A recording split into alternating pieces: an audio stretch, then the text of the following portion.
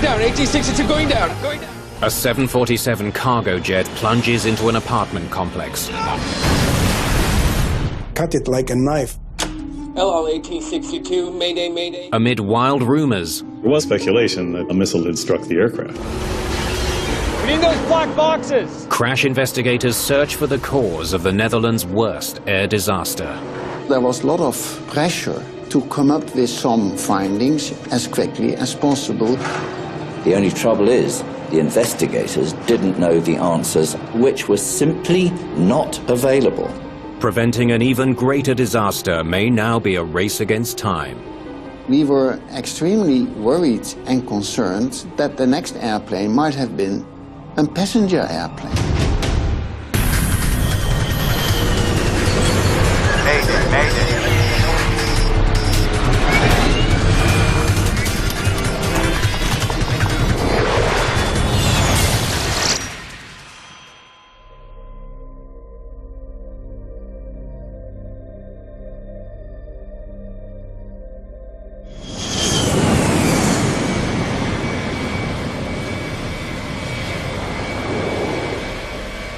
It's a quiet Sunday evening at Amsterdam's Schiphol Airport.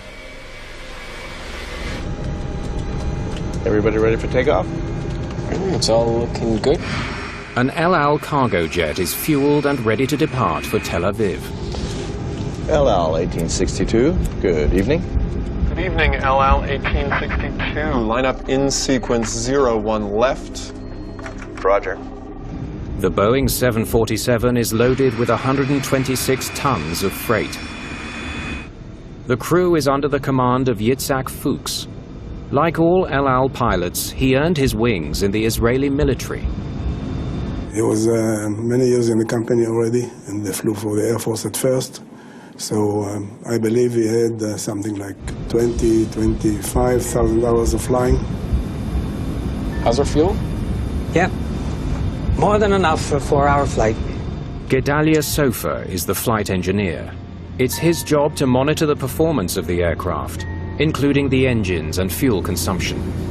The flight engineer was also very, very experienced, very professional, flying with the company many years. I think he was about to retire at that time. LL 1862 is clear for takeoff. 01 left. Clear for takeoff 01 left, Roger. Arnon, she's all yours. Thanks, Yitzhak. First Officer Arnon Ohad will be handling the controls for this flight. On the roll. The legs of the flight are divided by both captains and first officer to get the same experience. The freighter's 4 massive Pratt & Whitney engines pump out 200,000 pounds of thrust.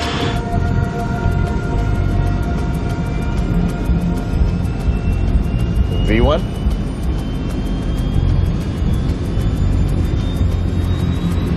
Rotate.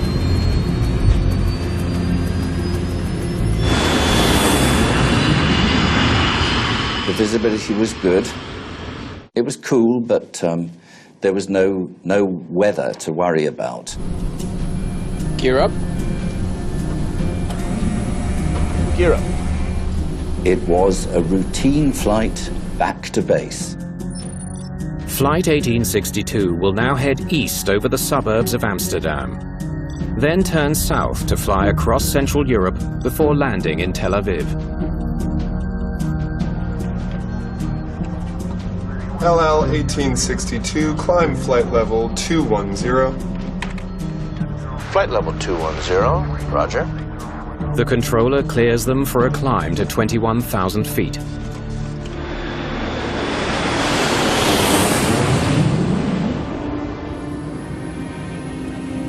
Engines are looking good. Climb power is set. It's quite normal and routine climbing out of the airport. They were expecting to be home at about 4 hours.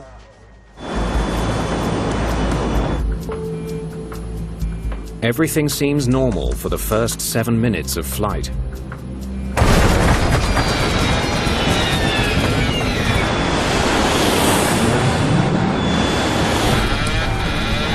What the hell? What happened was not only dramatic, it was completely sudden.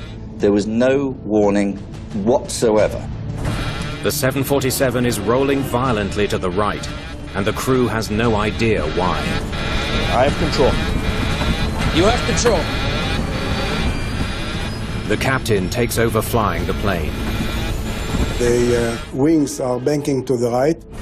So far, what can you tell me? Engines 3 and 4 are out. Both engines on the right wing have suddenly died. This is a very dramatic situation. The wing where the engines have failed drops, and the other wing rises. We need to level off. Working on it. The captain struggles to bring the plane level. We're losing hydraulics on system 3. No, 3 and 4. Critical flight controls are failing. The hydraulics power the controls. This is such a big airplane that pilots can't control it with muscle alone. Full left rudder. The only way you can get the aircraft level and straight again is to put the rudder on with your left foot and try and pick up the right wing. Wings coming up.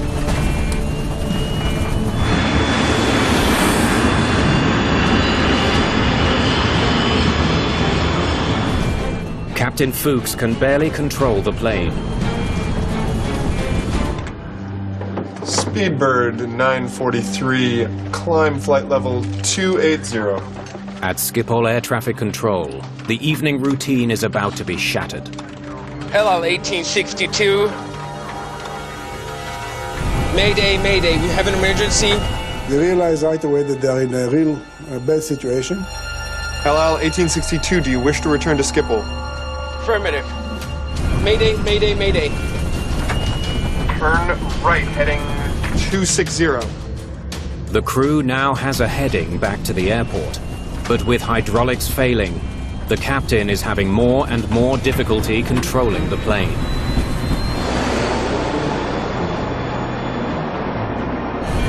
Watch your pitch.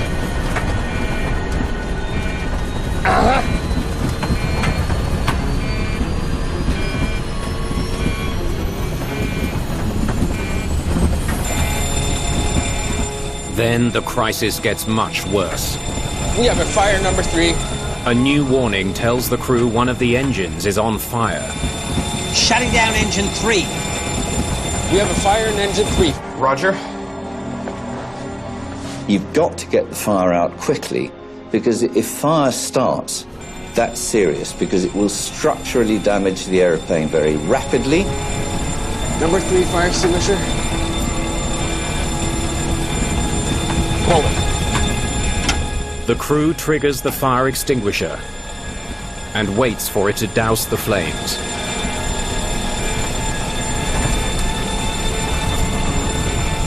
They had not only to keep control of this really stricken airplane, they also had to go through the routine for putting the fire out. Okay, we still have a fire warning. The procedure has no effect. The crew can't see their engines from the cockpit. They have no idea how bad the fire might be. When it doesn't work, you are getting into real pressure to put the aircraft back on the ground very quick. We need to land, see if they can get us down on runway 27. We have a fire in engine 3. Engine 3 and 4 inoperative. Request runway 27 for landing. The captain knows the airport. He wants to land on the longest runway at Schiphol. In that case, heading 360, heading 360. Roger, 360. It's the pilot who decides what can be done, especially with an airplane which is as badly stricken as this one. The air traffic controller's job is to facilitate that request from the air. That'll give you a right turn to cross the localizer. You only have 7 miles to go from current position. Damn it. The crew is now facing another huge challenge. There's no way that we can slow down at this distance. We're gonna have to go around again. Agreed. They're too close to the airport to slow down in time to land. Captain Fuchs decides to make a descending turn over Amsterdam so he can lose speed and altitude before coming into land. They have no power on the right side, no hydraulics. These pilots had an aeroplane which was scarcely flyable, but they didn't know why. There's Schiphol at 3 o'clock. Got it. The crew has to make one final turn to line up with the runway. 1862, your speed is. Speed is 260. Despite the unexplained damage to his plane, Fuchs manages to guide the 747 toward the runway. Very difficult controlling the aircraft in this situation, but they control the aircraft the full 360 degrees back. Speed's a little high. Are we stable enough to make the runway? We'll see.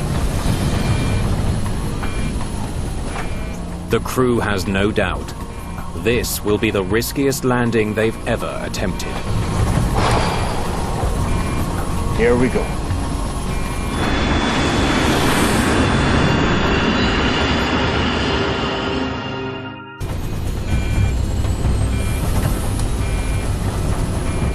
Flight 1862 is less than 3 minutes from landing. All right, let's get the gear down. Gear down, 3 green. Amsterdam's airport is tantalizingly close. Reducing speed. Captain Yitzhak Fuchs slows his plane and calls for the flaps. Flaps 2. He wants to increase the wing's surface area. Flaps 2. To add lift at the slower speed he needs for landing. All right, nice and easy. Easy. Easy. No, no, no, no! We're losing it. The plane is once again rolling to the right, and this time it's worse. The pilot realized that by going slower, he was having even more control problems than he already had. LL, further right heading 310.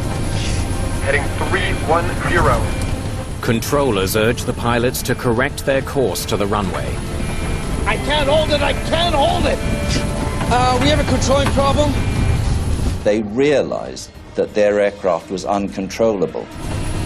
Oh, no, no! Come on! Going down. Going down, 1862 going down. Going down. Come on!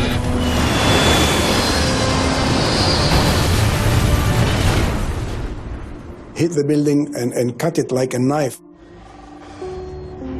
El Al 1862 has slammed into an 11-story apartment block. The Baal Mamir apartment complex, home to thousands of people, is engulfed in flames. You prepare yourself for a lot of things, but this was more than I ever expected. Henk von Roy is one of hundreds of Amsterdam firefighters who rush to the crash site.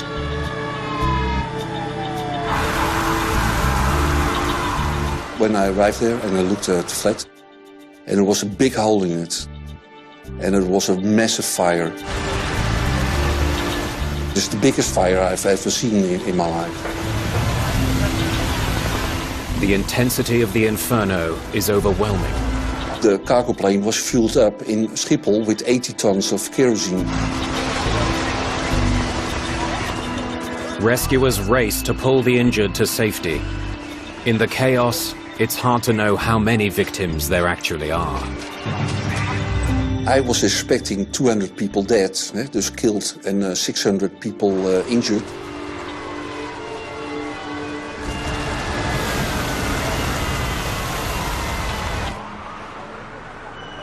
The next morning, daylight reveals the overwhelming scale of the disaster. It was traumatic to see the damage and what it did to the people living there. The plummeting jet has cut the apartment block completely in two. There's almost nothing left of the plane. No one aboard has survived. It was quite clear that a lot of lives had been lost on the ground, let alone in the air. Though the exact number isn't yet known, dozens are dead. The eyes of the world soon focus on the Netherlands' worst ever aviation disaster. The spectacular nature of this accident was such that, all the cameras were quickly there.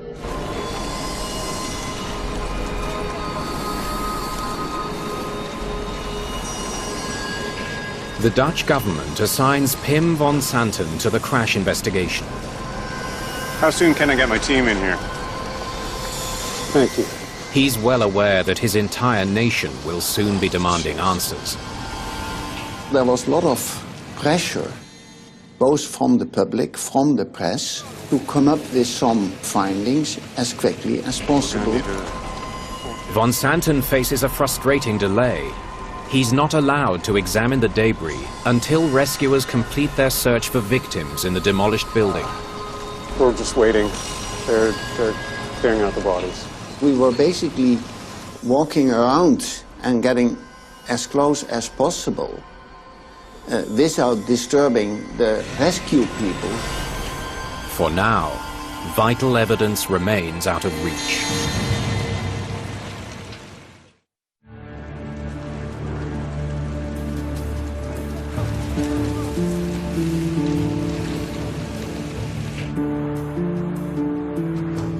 Go ahead, please. With the crash site off limits, Van Santen turns to recordings made by Schiphol Air Traffic Control on the night of the accident.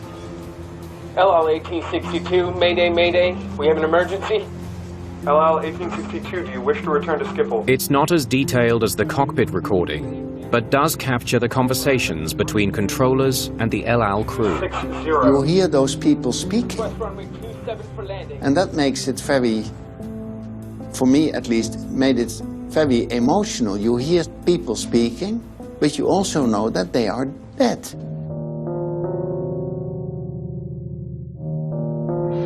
We have a controlling problem. The recording reveals just how quickly the disaster unfolded.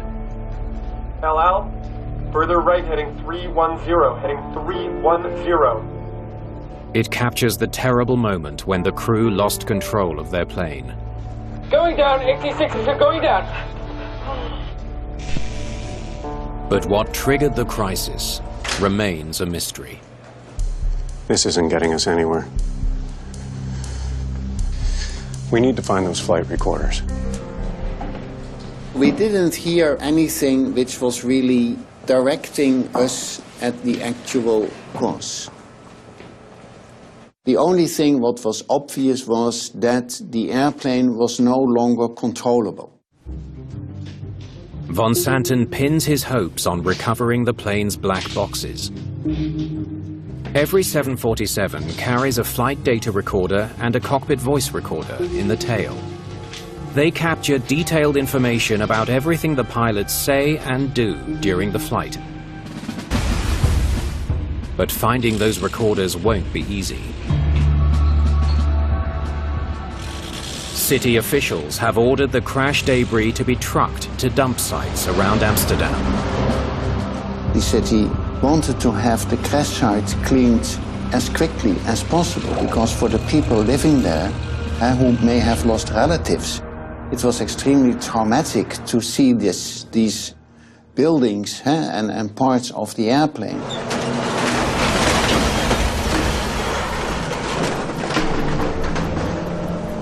Dig in, guys! We need those black boxes! Robert Benson is a veteran investigator with the US National Transportation Safety Board. He joins the team and knows just how crucial the voice and data recorders can be. We use those extensively, along with examination of wreckage, to nail down almost to an nth degree what happened sometimes.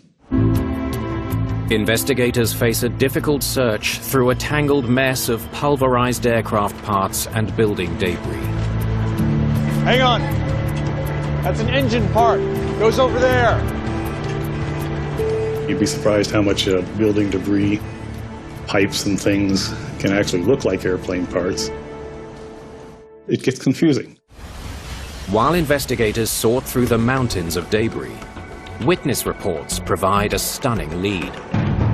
The earliest information that I think the investigators had, which gave them clues that there was more to this crash than just the pilots losing power on two engines, was that witnesses saw things happening to the airplane and they reported this. Just minutes before the crash, they saw what looked like two jet engines falling into Lake Hoymyr, east of the airport. For an engine to fall off the wing of an airplane, it's not unheard of, but it's very, very unusual. So far, what can you tell me? Engines 3 and 4 are out. Losing two engines for us was... We've never heard of that before. 2 engines in this lake. Let's find them, please.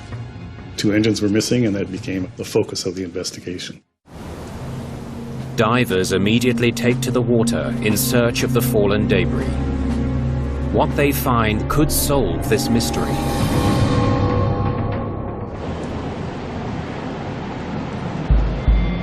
Meanwhile, across Amsterdam, rumors begin to spread. Speculation about what could have torn 2 engines from a 747. Well, the fact that the aircraft was an Israeli company, El Al, led to early speculation that there may have been some kind of terrorist involvement. The history of conflict between Israel and its Arab neighbors suggests a terrifying possibility. There was early speculation that a missile had struck the aircraft.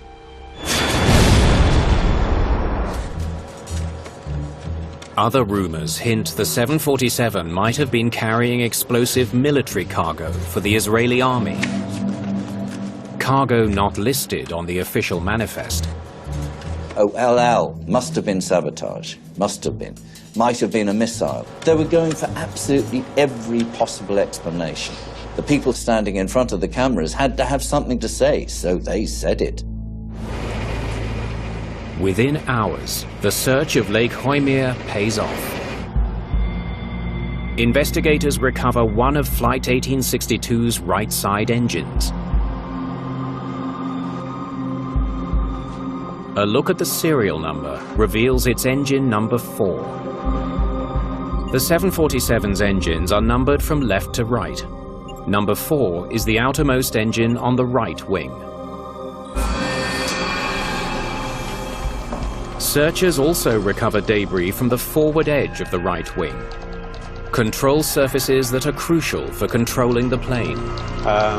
We've got... The loss of leading-edge components, flaps and slats, led us to believe that the aircraft was extremely difficult to fly safely. The mystery now is what caused the engines to fall off. Was it terrorism, a mechanical failure, or something else? Investigators rush the recovered wreckage to a forensic lab and test it for explosive residue. You have to look at every single part to either rule it in or out. But there's no evidence of any explosion. We looked at every single part and ruled out a missile. One thing is now certain. The El Al disaster has nothing to do with terrorism. But with engine 3 still missing, the case is far from being solved. Finding both engines was a virtual necessity. We had other parts of the aircraft, of course, that went into the apartment complex, but they were heavily damaged, so we needed all the parts of the puzzle that we could possibly locate. Take a look at this. News of another recent accident adds grave urgency to the search. I think the whole fleet could be in danger. Investigators learn of another 747 that lost 2 engines and crashed. just 9 months earlier. It quickly became apparent that a similar accident occurred in Taiwan to a China Airlines 747. Very similar, in fact. It suddenly seems possible that the 747 may have a deadly design flaw. That scares everybody because there were 1,000 747s out there at the time. We were extremely worried and concerned that if this was a pattern, that the next airplane might have been a passenger airplane. Thousands of lives could be at risk. Investigators must work quickly to find out what brought down Flight 1862.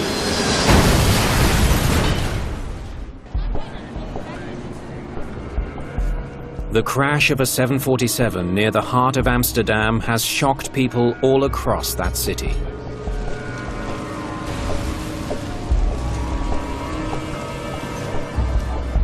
The Netherlands' Queen Beatrix tours the devastation, sharing in her nation's grief.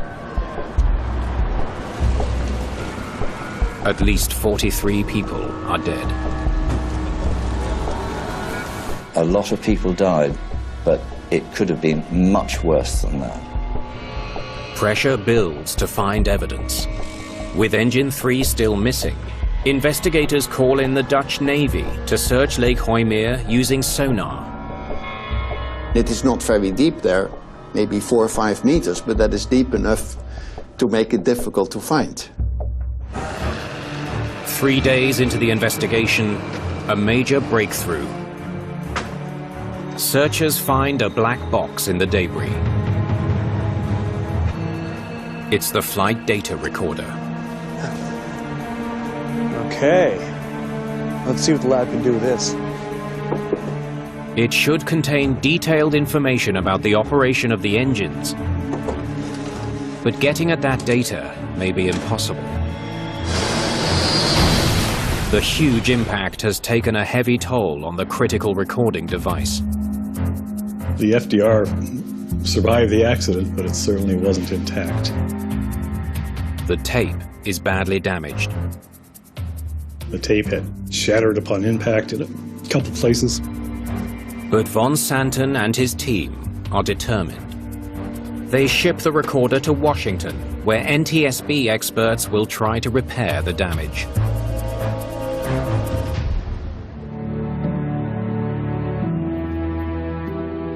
More than a week after the Netherlands' worst air disaster, there's still no sign of the second black box, the cockpit voice recorder.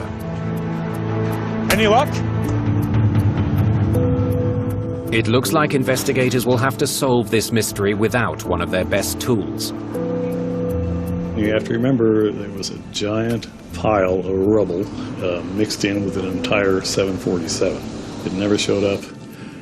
My guess is that it probably was burned into a little cinder. Underwater searchers are having better luck. They've found and recovered engine number 3. Investigators now have both the engines from the right side of the plane.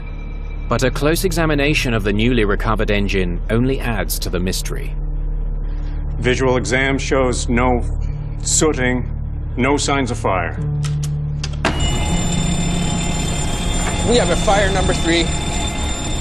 In spite of what the flight crew said over the radio, there were absolutely no evidence of sooting, melted metal, things like that inside the engines. Shutting down engine 3. Whatever went wrong, it not only caused the engines to separate from the wing, it also triggered a false fire alarm that misled the crew. All they had to go on were lights and indications in the cockpit. I don't think they ever knew that they were missing 2 engines.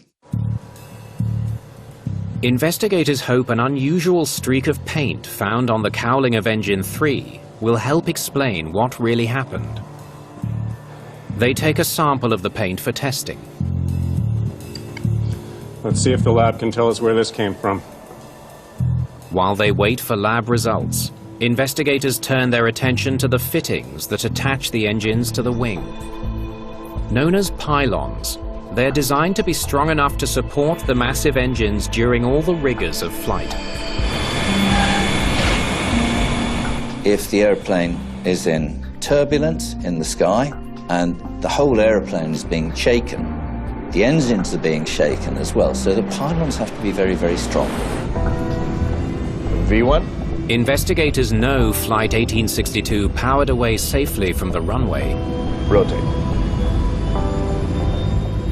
They wonder, did the 747 hit something in the air that somehow damaged the two right-side engine mounts? Air Force radar scans from the night of the crash reveal some intriguing data. So these blue areas are all flocks of birds? Wow. There were unusually large flocks of birds around the airport the night of the crash. One of the scenarios was that there was bird impact. In October, November, we have lots of geese flying around Schiphol Airport, and these are big birds. Bird strikes can do incredible damage.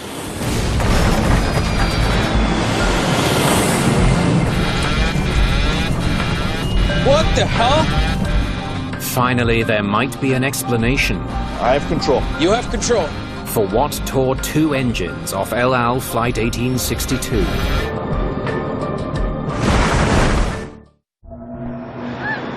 To test the bird strike theory, the team turns to the science of light. When exposed to ultraviolet light, blood and other organic remains will glow green. Looks clean. But they can find no green fluorescence on any part of either engine. The investigation is back to square one. Bird impact was ruled out. Fire was ruled out. So basically then the conclusion was it must have been something else. So we know that The media, of course, are putting pressure on them to answer questions. The only trouble is the investigators didn't know the answers either. Then the investigation takes a dramatic turn. Lab results reveal the paint found on engine 3 came from the cone-shaped spinner at the front of another engine.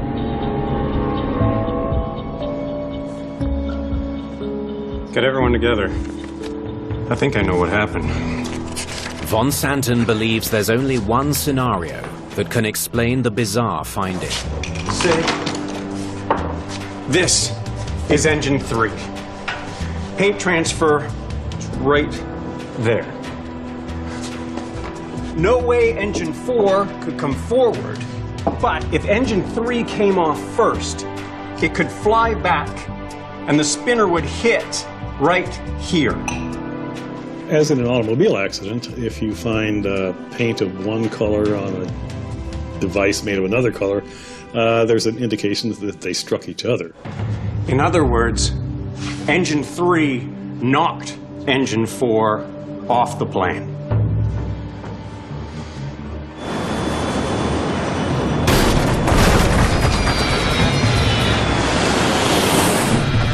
What the hell? The 4-ton engine would have hit with the force of a small bulldozer. So far, what can you tell me?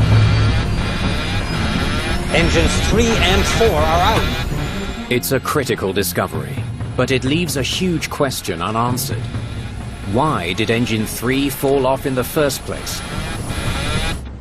To try to solve that mystery, investigators need to find the lugs and bolts that connected that engine to the wing.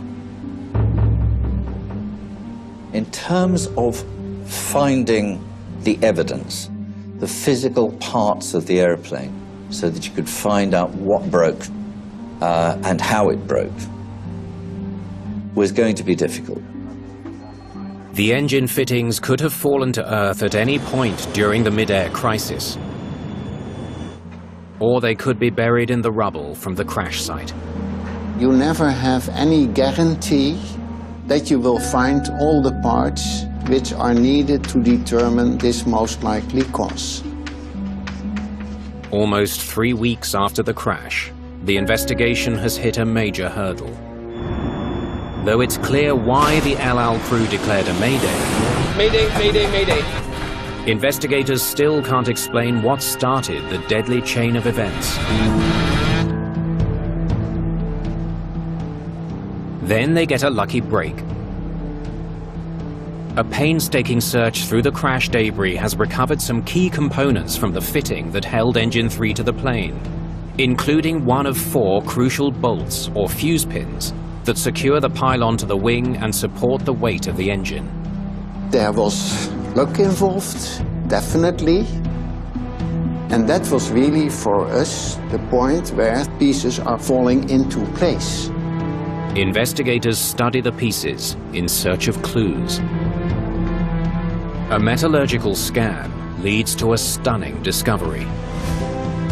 There's a 4mm crack on the inside of the hollow fuse pin. We discovered that it had pre-existing fatigue cracks. If there's a micro crack in it, it weakens the entire structure and makes it easier to break. Investigators theorize that as soon as one pin failed, the entire engine fitting broke apart. They suspect the crack is the result of simple wear and tear. Every takeoff and landing puts stress on the crucial pin. Rotate. Eventually, a tiny crack formed. Climb power set. Over time, the crack grew worse and worse. It can grow slowly and slowly and slowly for years until finally the part breaks.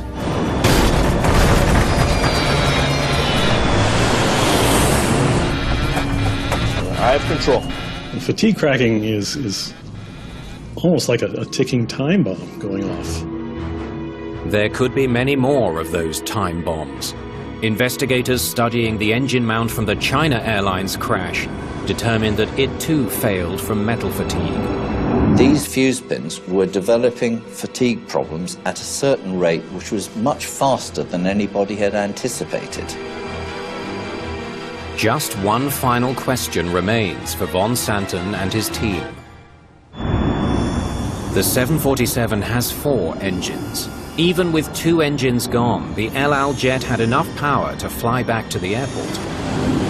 Of course, it's an emergency, half the power, but the aircraft is designed to do it, and we are practicing it in the simulator every time that we are making simulator. Why was Captain Fuchs able to descend to within sight of the runway? No, no, no! Come on! Going down! But not able to land?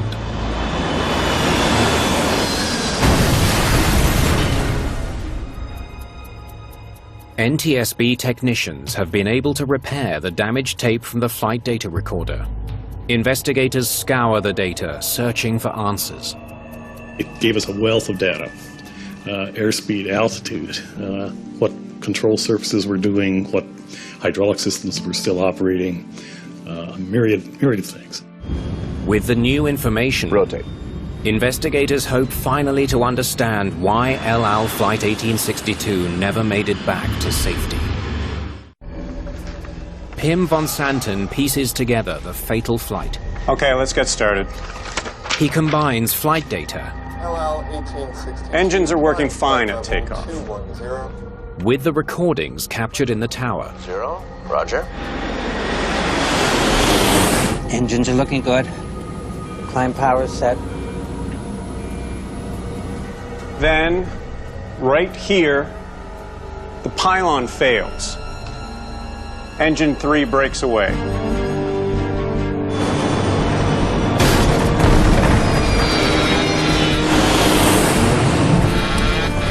What the hell?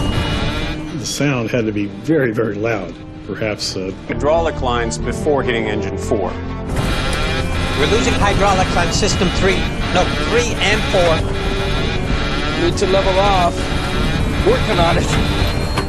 They have a lot of damage, but they're still controlling the plane. When you've lost half of your hydraulic power, that makes the controls heavier and slower than they were before. Hello, 1862. Mayday, mayday, we have an emergency. The damage also causes a false alarm. We have a fire in engine 3. Engine 3 and 4 inoperative. There never was any fire.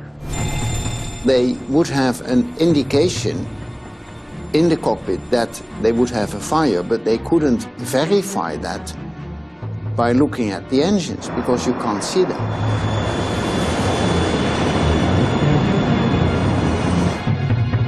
They put out their flaps to slow down.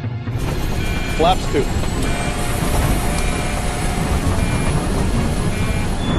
The flaps are designed to add lift at the lower speeds needed for landing. Flaps don't go out on the right side. With the plane's right side hydraulics so badly damaged, the right wing flaps can't extend as they should. When the speed drops, so does the wing. Easy. No, no, no, no. We're losing it. More lift on the left, less on the right, causing a roll to the right.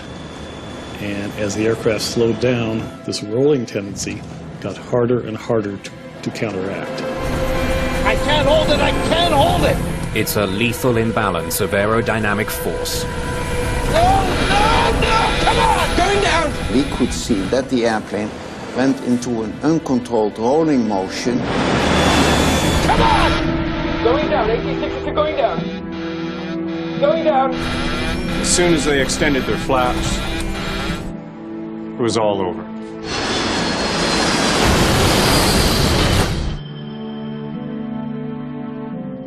In the aftermath, some wonder what might have happened if the El Al crew had known their true situation. That there could be no engine fire because they had no engines at all on the right side. There's Skipper 3 o'clock. Got it.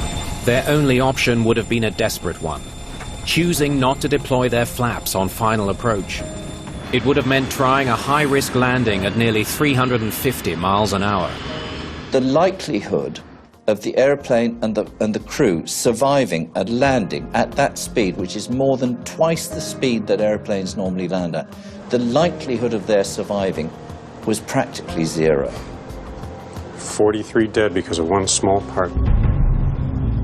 Investigators conclude that the accident that killed 43 people is the result of the faulty fuse pin.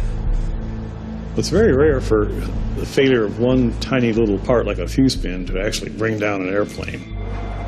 The Dutch-led team immediately calls on Boeing to redesign the critical engine fastener. They very quickly went back to the drawing board. New, stronger fuse pins are installed on every single 747 around the world. Boeing stepped up to the plate, did a massive redesign of the pylons, very expensive at the time, but to its credit, the company knew they had a problem and they fixed it. The safety record of subsequent generations of airplanes says that problem has been solved.